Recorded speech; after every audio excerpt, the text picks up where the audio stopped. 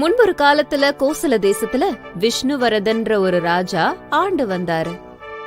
அவரோட ராஜ்யத்துல வீரப்பா அப்படிங்கிற ஒரு மந்திரி இருந்தாரு.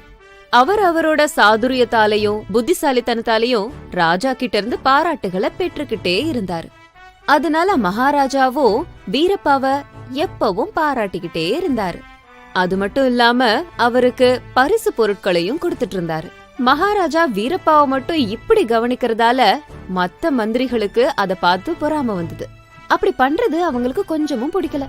அவங்க எல்லாரும் ஒன்னு சேர்ந்து என்ன ஆனாலும் சரி மகாராஜா கிட்ட இருந்து வீரப்பாவை பிரிக்கணும்னு நினைச்சாங்க. அதனால எல்லாம் சேர்ந்து ஒரு யோசனைய நிறைவேற்றினாங்க. அத அமல் செய்யறதுக்காக மகாராஜாவுக்கு தினமும் சவரம் பண்ற முடி வெட்டுறவன பயன்படுத்திக்கிட்டாங்க. அவங்க எல்லாரும் வெங்கடேசன ரகசியமா சந்திச்சு, அடே வெங்கடேசா, உனக்கு ஒரு வேலை சொல்றோம். யாருக்கும் தெரியாம அந்த வேலைய செஞ்சு முடிக்கணும். அத செஞ்சு முடிச்சேன்னா நிறைய பரிசு தரோம் அப்படின்னு ஆசை காட்டினாங்க. பரிசுக்கு ஆசைப்பட்ட வெங்கடேசன், ஐயா, நான் என்ன செய்யணும்னு நீங்க சொல்லுங்க. டேய் வெங்கடேசா, நீ எதுவும் செய்ய தேவையில்ல. நீ மகாராஜாவுக்கு சவரம் செய்யும் போது நாங்க சொல்றத அப்படியே சொல்லு போதும். அது அவரோட காதுல விழணும். அது செய் போதும். அதுக்கப்புறம் அவன் மகாராஜாவுக்கு சவரம் செய்யும் போது, பிரபு, செத்தவங்க சொர்க்கத்துக்கு தான் போவாங்கல்ல, அப்படின்னா உங்க தாத்தா முப்பாட்டன் எல்லாரும் சொர்க்கத்துக்கு போயிருப்பாங்கல்ல, அவங்க நலனை விசாரிக்கணும்னு உங்களுக்கு எப்பவும் தோணுனதே கிடையாதா அப்படின்னு அப்பாவியா கேட்டான். அடே வெங்கடேசா, அது எப்படி சாத்தியமாகும் அப்படின்னு வெங்கடேசனை கேட்டாரு மகாராஜா. அதுல என்ன இருக்கு மகாராஜா? நீங்க யாரையாச்சும் அங்க அனுப்புனீங்கன்னா அவங்க சொர்க்கத்துக்கு போய் உங்க மூதாதையர்களை பாத்துட்டு வருவாங்க இல்லையா? அந்த யோசனைய ரொம்ப ஆழமா சிந்திச்சாரு மகாராஜா. அதுக்கு மறுநாளே அரசவை ஆரம்பிச்சதுக்கு அப்புறம் மக்கள் எல்லார்கிட்டையும், உங்கள யாராவது ஒருத்தவங்க சொர்க்கத்துக்கு போய் என்னுடைய பாட்டன் முப்பாட்டனோட நலனை விசாரிச்சுட்டு வரணும். அதுக்கு தகுதியானவர்கள் யாருங்கறத நீங்களே சொல்லுங்க அப்படின்னு கேட்டாரு.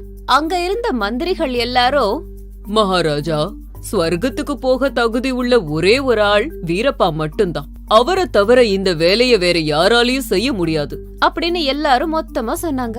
வீரப்பாவுக்கு மந்திரிகளோட உத்தேசம் புரிய ஆரம்பிச்சது. அப்போ மகாராஜா, வீரப்பா, உன் மேல எனக்கு மட்டும் இல்ல, இவங்க எல்லாருக்கும் எவ்வளவு நம்பிக்கை இருக்குன்னு பாத்தியா? நீ ஸ்வர்க்கத்துக்கு போய் என்னோட முன்னோர்கள்லாம் எப்படி இருக்காங்கன்னு பாத்துட்டு வரியா?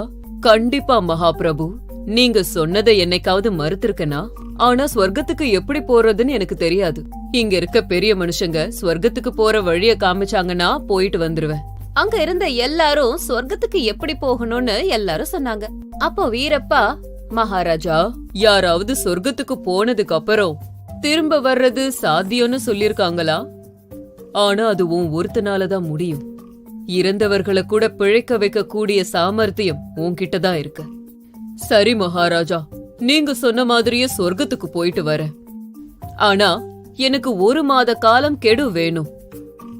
அதுல ஸ்வர்க்கத்துக்கு போறதுக்கான ஏற்பாடுகளை நான் செஞ்சிடுறேன். சரி வீரப்பா, நீ சொன்னபடியே 1 மாத காலம் எடுத்துக்கோ. தேவையான ஏற்பாடுகளை செஞ்சுட்டு போயிட்டு வா. அதுக்கப்புறமா வீரப்பா தனக்கு நம்பிக்கையான கொஞ்சம் கூலி ஆட்களை கூப்பிட்டுக்கிட்டு காட்டுக்கு போனாரு. காட்டுல ஒரு பெரிய குழிய தோண்டினாரு. அந்த குழியில இருந்து ஒரு பெரிய சுரங்கத்தையும் தோண்டினாரு. அங்க இருந்து வெளியில வர்றதுக்கு இன்னொரு குழியையும் தோண்டினாரு.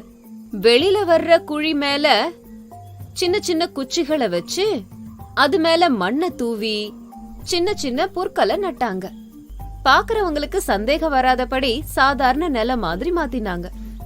அதே மாதிரி இன்னொரு குழியிலையும் குச்சிகளை வச்சு அது மேல மண்ணெல்லாம் தூவி மத்தவங்களுக்கு சந்தேகம் வராதபடி சாதாரண நில மாதிரி மாத்தி அமைச்சாங்க. அது மேல ஒரு குடிசையையும் அமைச்சாங்க. இப்போ வீரப்பா ஸ்வர்க்கத்துக்கு போற நாள் வந்துச்சு. இந்த வினோதத்தை பார்க்க மக்களும் வந்திருந்தாங்க. அப்போ வீரப்பா, மகாராஜா, உங்களால இன்னைக்கு மரணத்தை ஜெயிக்கிற வாய்ப்பு எனக்கு கிடைச்சிருக்கு. அதனால நான் யாரும் பார்க்காத வண்ணம் இந்த குடிசைக்குள்ளார போக போறேன். நான் போனதுக்கு அப்புறம் இத கொளுத்தி விட சொல்லுங்க. அதுக்கப்புறம் நான் புகை ரூபத்துல மாறி ஸ்வர்க்கத்துக்கு போயிட்டு வரேன் அப்படின்னு சொன்னாரு. மகாராஜாவும் வீரப்பா சொன்னபடியே செஞ்சாரு. அந்த குடிசை கொஞ்ச நேரத்துல எரிஞ்சு சாம்பலாச்சு.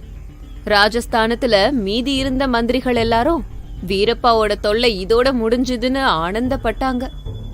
குடிசை முற்றிலுமா எரிஞ்சதுக்கு அப்புறம் வீரப்பா சுரங்கம் மூலமா காட்டுக்கு போயிட்டாரு. ஆனா மத்த மக்கள் எல்லாரும் வீரப்பா எரிஞ்சு சாம்பல் ஆயிட்டாருன்னு நினைச்சாங்க.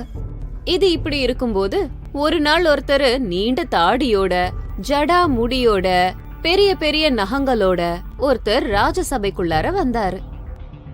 பாக்குறதுக்கு அவர் ஒரு காட்டுவாசி மாதிரியே இருந்தாரு. அவரை பார்த்த மகாராஜா, யார் நீ? உனக்கு என்ன வேணும்? மகாராஜா, என்ன நீங்க மறந்து போயிட்டீங்களா?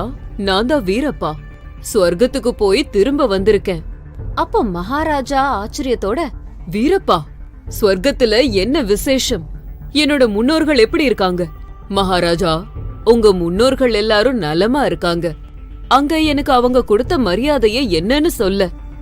அங்க இருந்து வர மனசே இல்லாம நான் அங்கேயே தங்கிட்டேன். அங்க எல்லாமே ரொம்ப நல்லா இருந்தது. ஆனா அவங்களுக்கு ஒரே ஒரு குறை தான் இருக்கு.